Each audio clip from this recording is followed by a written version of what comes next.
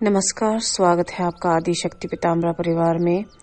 आज इस वीडियो में एक लड़की है समृद्धि, उनका नाम है और उन्होंने अपने कुछ बहुत ही अच्छे अनुभव शेयर किए हैं, साथ में थोड़ी आलोचना भी की है। इस पर यह वीडियो है। आइए जानते हैं कि उनके क्या विचार हैं।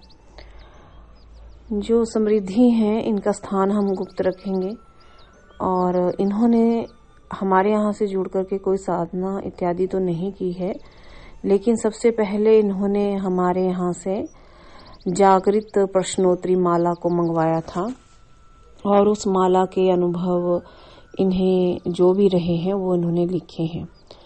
ये लिख रही हैं, नमस्कार दीदी जी, मैंने आपसे बहुत सारी बातें करनी हैं पर आपसे डरती हूँ और फ़ोन पर बात नहीं कर पाती हूँ, क्योंकि जब भी मैं आपसे बात करने की कोशिश करती हूँ तो मुझे बहुत हेजिटेशन फील होता है।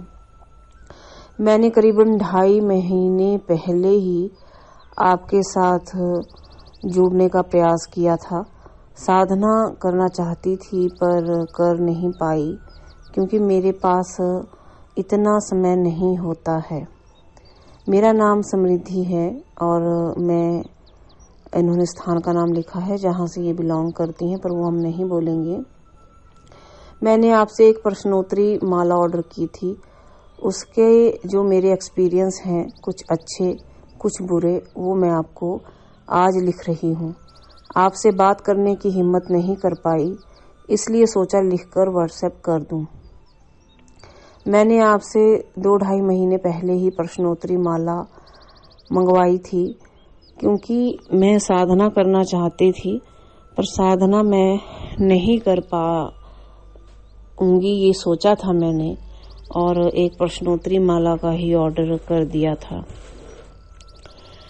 मुझे एक बहुत ही अच्छा रिश्ता आया था। वो मेरा मनपसंद ही लड़का था। मैं उसे काफ़ी समय से जानती हूँ, करीबन 7-8 साल से। वो मेरे ही स्कूल में टीचर है, जहाँ मैं पढ़ाती हूँ वहीं वो भी पढ़ाते हैं। मेरा एक समय से उनके साथ अफेयर चल रहा था और उनसे ही मेरी जिद पर मेरे माता पिता ने मेरी मैरिज करने को अपनी हामी दे दी थी।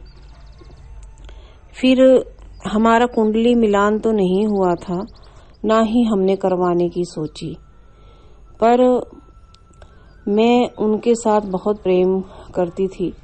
माताजी मुझे शर्म आ रही है ये लिखते हुए, लेकिन जो बात सच्ची है उसको एक्सप्लेन भी तो करना है, इसीलिए ही मैं सब सच सच लिख रही हूँ। हमारे बीच में कुछ अपने प्राइवेट पल भी थे, जिसमें शारीरिक संबंध सब शामिल था। मैं उसके लिए पूरी तरह समर्पित थी और वो भी ऐसा ही था। मैंने जो आपसे प्रश्नोत्तरी माला मंगाई, उससे मैंने बड़े ही अच्छे मन से एक प्रश्न पूछा था कि क्या वो लड़का मेरे लिए सही है, क्या मुझे उससे शादी करनी चाहिए। तो माला का उत्तर ना में आया। इस पर मुझे बहुत ही गुस्सा आया। मैंने सोचा ये सब फ्रॉड है, माला वाला क्या उत्तर देगी।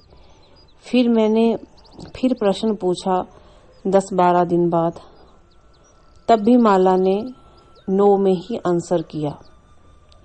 मुझे माला पे बहुत गुस्सा आया था। उस दिन मैंने बिस्तर पर माला को पटक भी दिया। हालांकि बाद में मुझे लगा कि मैंने गलती की है। फिर मैंने माथे से लगाकर माला को अपनी अलमारी में रख दिया था।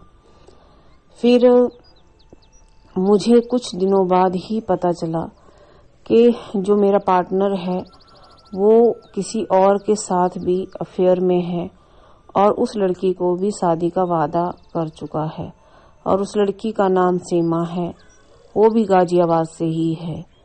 ये जानकर मेरे पैरों तले जमीन खिसक गई। हमारी शादी की बातें चल रही थी, सारा सब कुछ तय था, लेन देन तय था, तैयारियां लगभग होने ही वाली थी, बस डेट फाइनल करने को रह गया था। मेरे भाई को किसी ने बताया, उसने मुझे बताया मैंने अपने भाई के मुंह पर चांटा जड़ दिया। मैंने सोचा जानबूझकर हमारा रिश्ता तोड़वाने की बात करता है।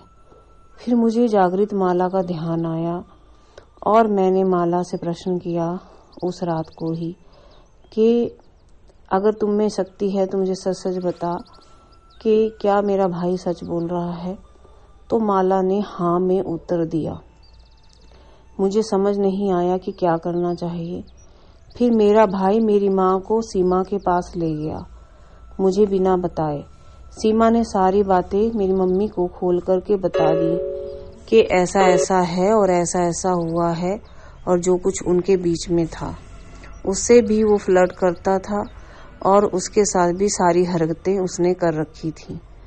मेरी माँ ने आके पिताजी को बता दिया। पिताजी ने माताजी ने मुझे समझाया, पर मैं अपनी आंखों से देखना चाहती थी। मैं उस लड़की के साथ जाकर मिली तो मेरे जैसे सब कुछ ही खत्म हो गया, जीवन ही खत्म हो गया। रहा क्या जिससे इतना प्रेम किया 7-8 सालों से, जिसको अपना सब कुछ समर्पित कर दिया, वही दगाबाज निकला। पर मैं आपका धन्यवाद करती हूँ कि आपकी प्रश्नोत्तरी माला ने मेरा जीवन बचा लिया। थोड़ा थोड़ा डाउट तो मुझे आ गया था, लेकिन माला पर मैं पूरी तरह पहले विश्वास नहीं कर पाई। फिर तो मैंने माला से बहुत माफियाँ मांगी। मैंने माला महारानी से कहा, अब माला महारानी हो, आपकी वजह से मेरा जीवन बचा है। अब तो मैं रोज उस माला महारानी की पूजा करती हूँ। ये मेरा ऐसा अनुभव है माला का, मुझे क्षमा कर देना। मैं डाउट आपके ऊपर किया, माला के ऊपर किया, माला का अपमान किया, मुझे क्षमा आप कर देना। आपसे मैंने इस बीच इत्र भी मंगाया था, उसका प्रयोग मैं रोज करती थी। अब वो खत्म हो रहा है, क्या आप मुझे और भेज सकती हैं? मैं आपके प्रति अब पूरी तरह श्रद्धावान हूँ। अब मैं साधना भी करूँगी।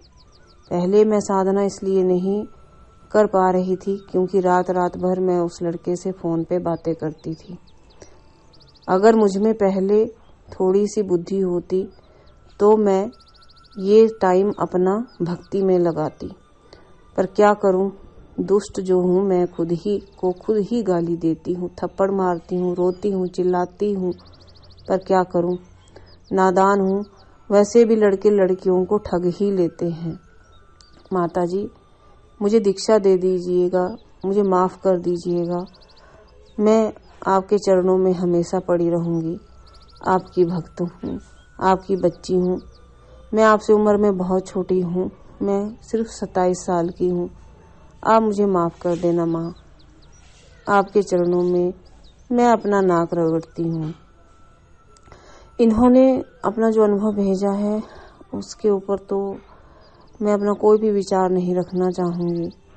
रही दीक्षा की बात, तो जब जागो तभी सवेरा है, और भक्ति मार्ग में इंसान को आना ही पड़ता है कभी ना कभी। परिस्थितियाँ अनुकूल हो या तभी, या परिस्थितियाँ प्रतिकूल हो या तभी, पर सबको भक्ति मार्ग में आना ही पड़ता है, चाहे देर सवेर ही सही। नमस्कार।